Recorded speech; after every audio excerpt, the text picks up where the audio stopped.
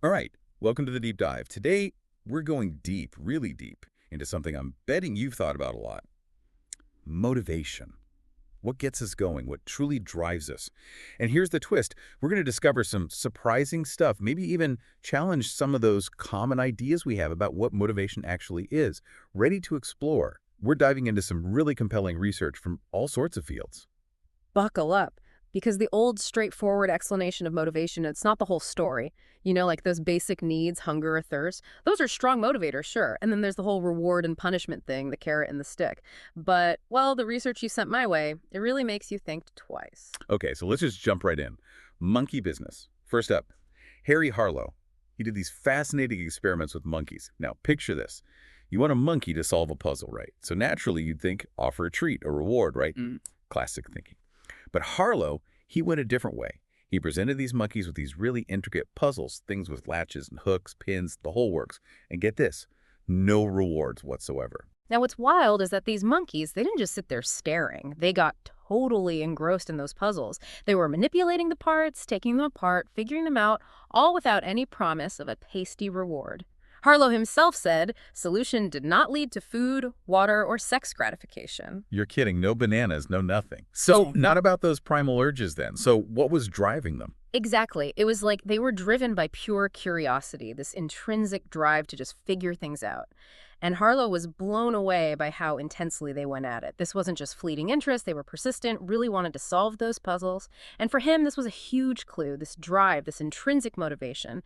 It wasn't something the old theories really captured. It makes you wonder, doesn't it? Like when you finally solve a tough problem and it feels good, even if there's no prize waiting for you, what's that about? It really makes you think, right? So, if we see this intrinsic motivation in monkeys, what about us? Enter Edward Dacey. He really dove deep into human motivation with his famous Soma puzzle experiment. Soma puzzle. Okay, break that down for me. What exactly was he looking at? So, the Soma puzzle, it's this set of blocks, 7 of them, all different shapes. You can put them together to make all these different bigger shapes. And Debussy, he had 2 groups of people try this out, and he watched them over 3 days. Okay, so Group A, on the second day, they got paid a little bit of money every time they solved the puzzle. Group B, they got nothing, no payment the whole time. But on day 1 and day 3, neither group got paid, just so we're clear. Got it. So day one, everyone's just messing around with the puzzle, no rewards in sight. What happened? Pretty much the same for both groups. They spent about the same amount of time with the puzzle, and Disiku was sneaky about it. They thought they were just waiting for something else, but he was actually watching them. Now, day 2, things get interesting. Group A, they're getting paid now, right? And guess what? They're suddenly way more into it, spending more time, solving more puzzles. Makes sense. They're getting rewarded. Okay, seems like classic reward system in action, right? Yeah. But you mentioned things get really interesting. What about day 3, when the money's gone for Group A? What happens then? Here's where it gets wild and where Desi really shook things up. So they tell Group A, sorry, the money pot's empty, no more payments. Now, if you're thinking like the old Motivation 2.0, carrots and sticks, you'd figure they'd just go back to day 1 levels of interest, right? But nope. They actually spent way less time with the puzzle than they did on day 1, even less than on day 2 when they were getting paid. It's like the reward somehow made them lose their initial interest. Wow, that is so weird. So offering a reward kind of backfired. What about Group B, the ones who never got paid? How did they fare? Group B, totally different story. They kept playing at pretty much the same level as the first 2 days, even spent a bit more time on day 3. See, their interest, it stayed strong.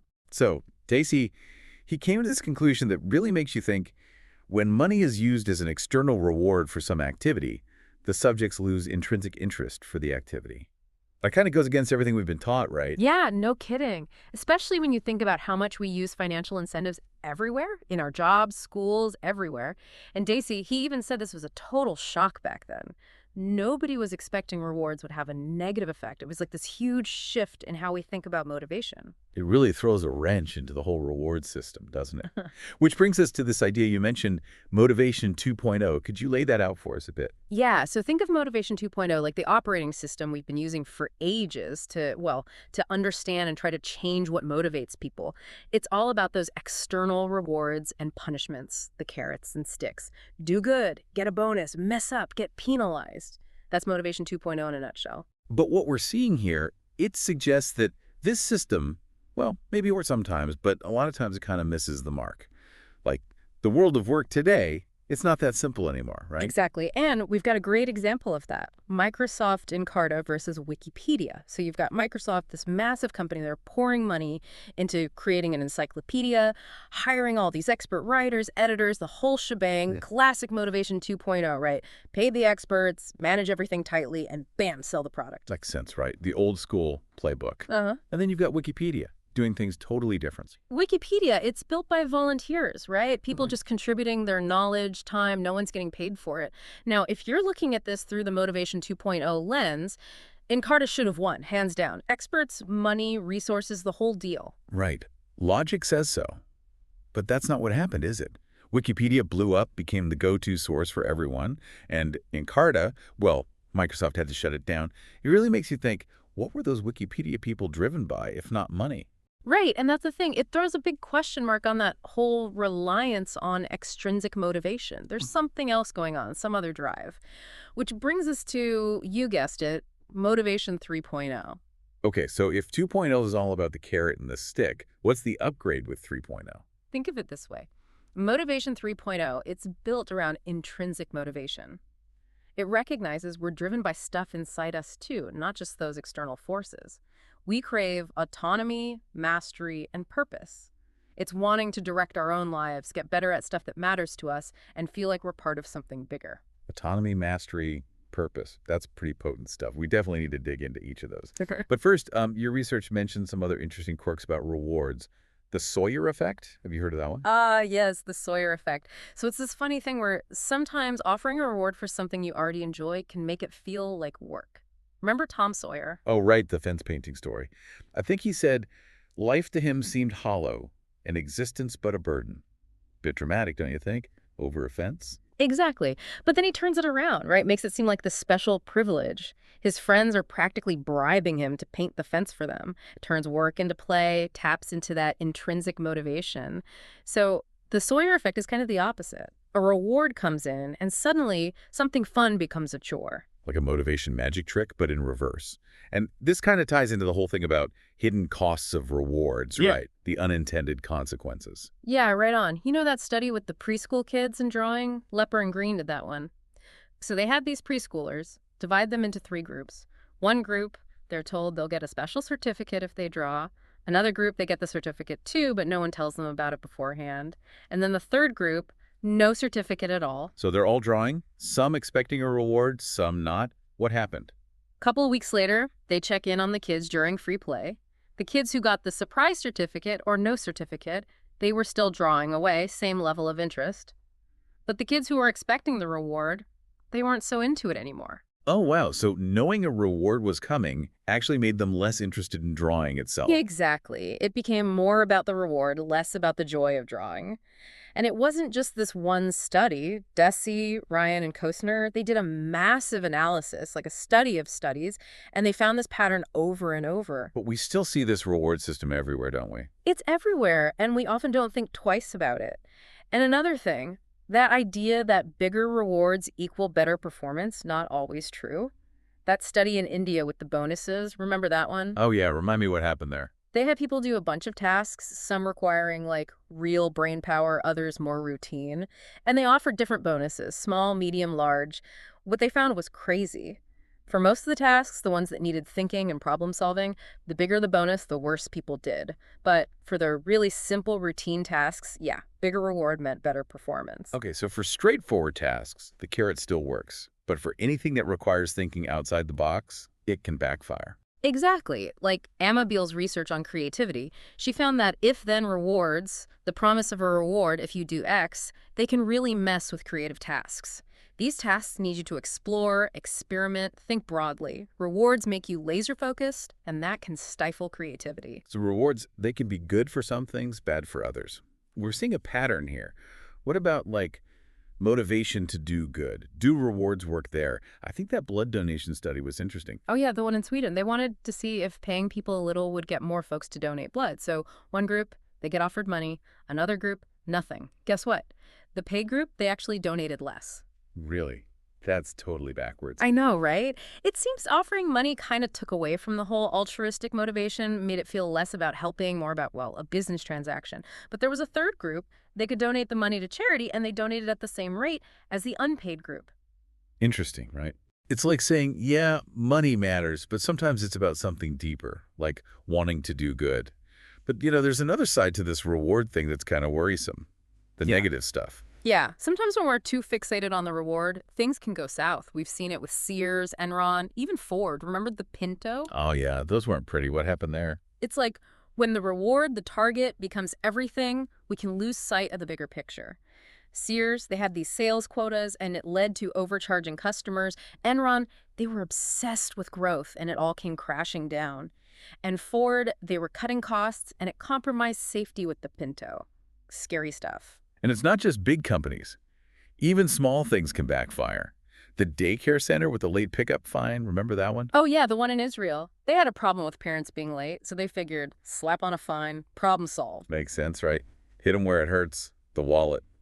Well, it kind of backfired. Late pickups actually increased after the fine. It's like before being late was a social thing, like you were inconveniencing the staff. But the fine, it made it a transaction. People figured, hey, I can be late, I'll just pay. Crazy, huh? Okay, so this whole motivation thing is pretty nuanced. It's not as simple as just rewards and punishments. But the research does say that basic rewards, like getting paid fairly, that's still important, right? Absolutely. The whole point isn't to underpay people. You got to have that foundation, fair pay, decent benefits. If someone's stressed about money, they won't be motivated to do much of anything. It's like Maslow's hierarchy of needs, right? Gotta get those basics covered first. So fair pay, check. Then we can start looking at these other, deeper motivators. But the research does say there's a place for if-then rewards, right? When do those work best? Yeah, they can be effective for certain tasks, the really routine ones, like following a set of instructions, think assembly line work, maybe data entry, that MIP study we talked about, remember? For those kinds of tasks, yeah, higher pay, it did lead to better performance. Makes sense. You do this, you get that. But today, a lot of jobs are way more complex, right? They need creativity, problem solving, all that good stuff. Right. And for those kinds of jobs, the research points to now that rewards, you know the difference. Remind me. So a now that reward, it's like a bonus or recognition you give someone after they've done something awesome. It wasn't promised up front, it's a surprise. Oh, I get it.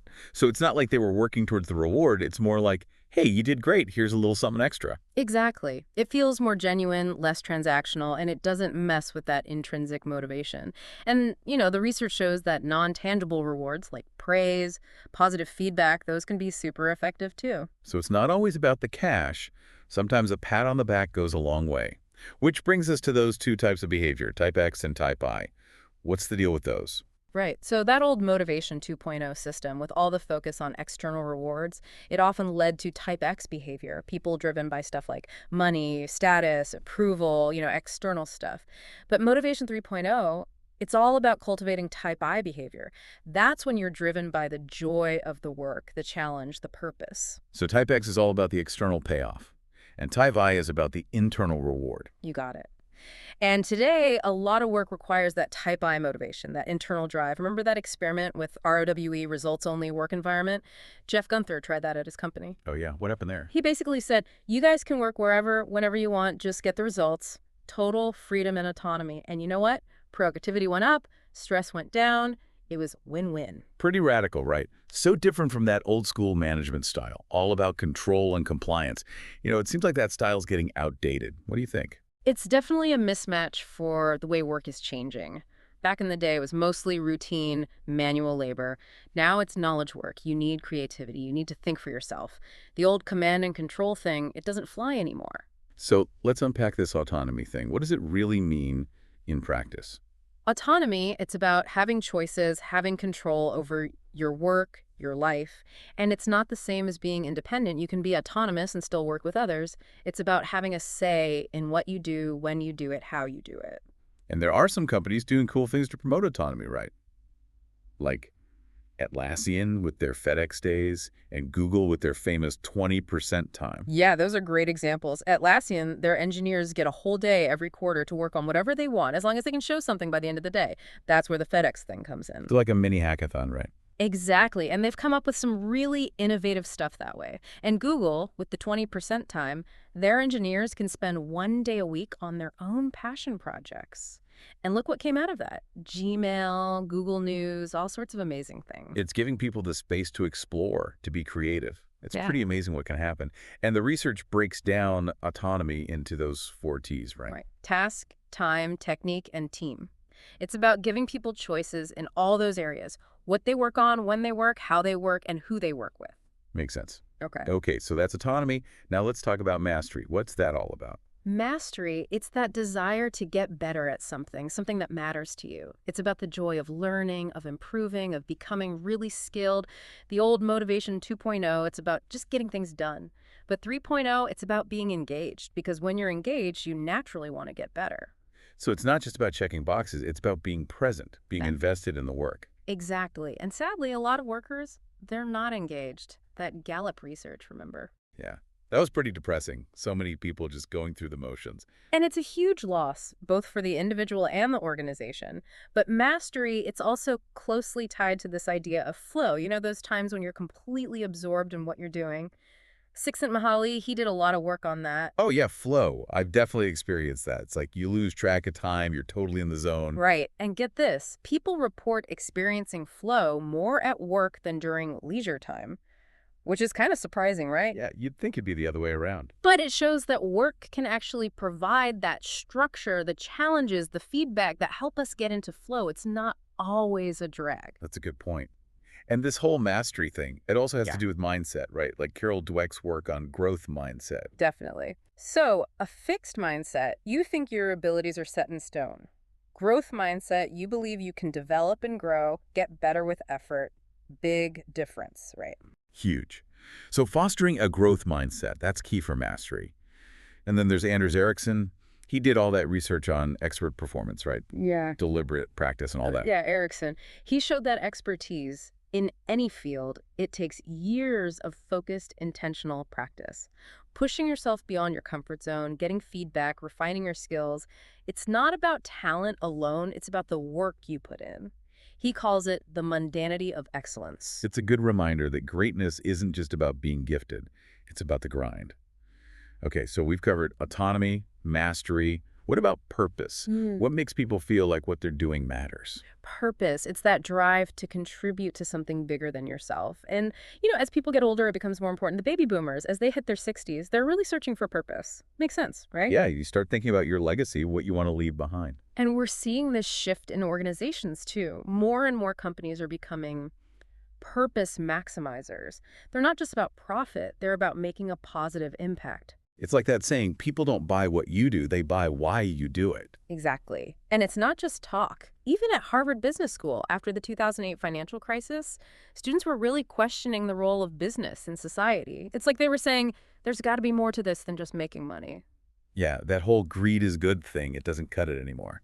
And remember that study with the call center fundraisers? Yeah. When they reminded them about the students who were getting scholarships, their performance shot up. Oh, yeah. That was powerful. It shows that connecting to the why behind the work, it can be hugely motivating. And that study with the college grads, the ones with purpose-oriented goals, they were more satisfied, happier overall. It's like choosing the right goals matters. Right. If you're chasing the wrong things, it won't lead to fulfillment. Makes you think, huh? So, to sum it all up, this upgrade from Motivation 2.0 to 3.0, it's really about these three drives: autonomy, mastery, and purpose. We've covered a lot of ground here, but really, the takeaway for you listening is this. Think about what truly motivates you. What makes you tick? And here's a challenge for you. Think of one area in your life, at work, at home, wherever, where maybe you're relying too much on those external motivators, the carrots and sticks. What if you introduced a little more autonomy, a little more opportunity for growth, a little more purpose? It might just change everything.